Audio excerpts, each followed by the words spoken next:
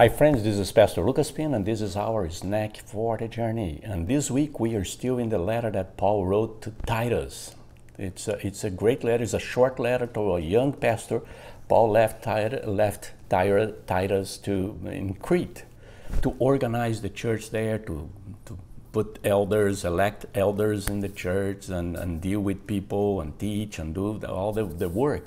And it's a complicated, it's a tough job, it's a tough place to be a pastor. And so Paul wrote a letter to Titus to say, let me help you here.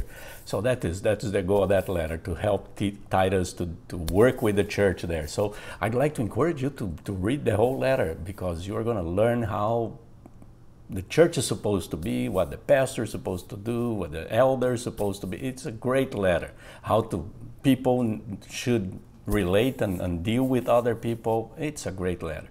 And before I read the verse for today, I'd like to encourage you to subscribe to our channel and to share this video with your friends and family and help us to bless other people. So let's see the verse for today. The verse for today is a great verse. Let's take a look on that. Chapter 3, verse 1. Titus 3, verse 1 says, "Remind the people to be subject to rulers and authorities, to be obedient, to be ready to do whatever is good." There's a lot of things here that's very important for us to understand. The Bible mentions a few kind of government under God's government, His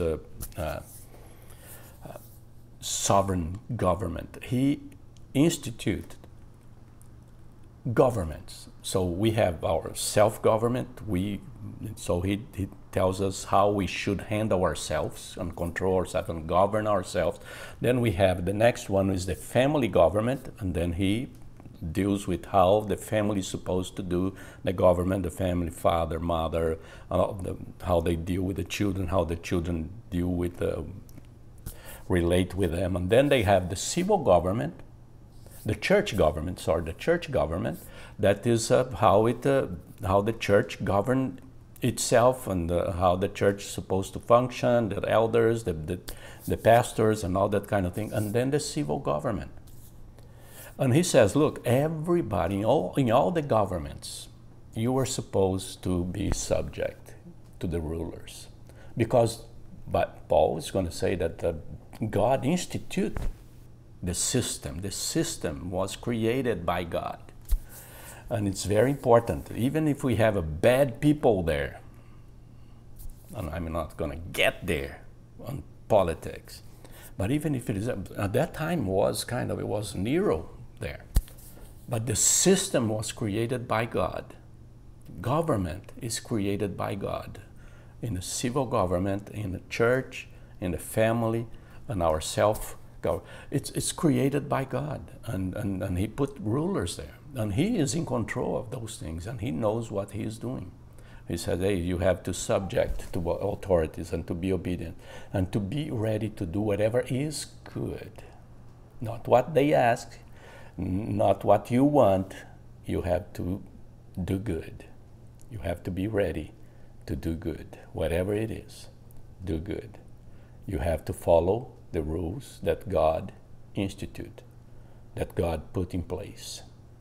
So if someone asks you to do something wrong, I'm not going to do it.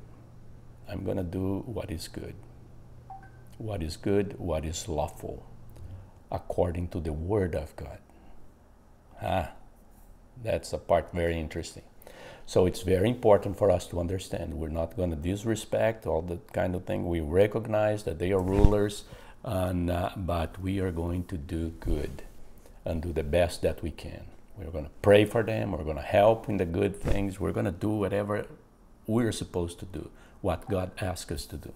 So this is what God is asking us to do in this situation: to obey, to respect, and to do good. And this is our snack for the journey. God bless you.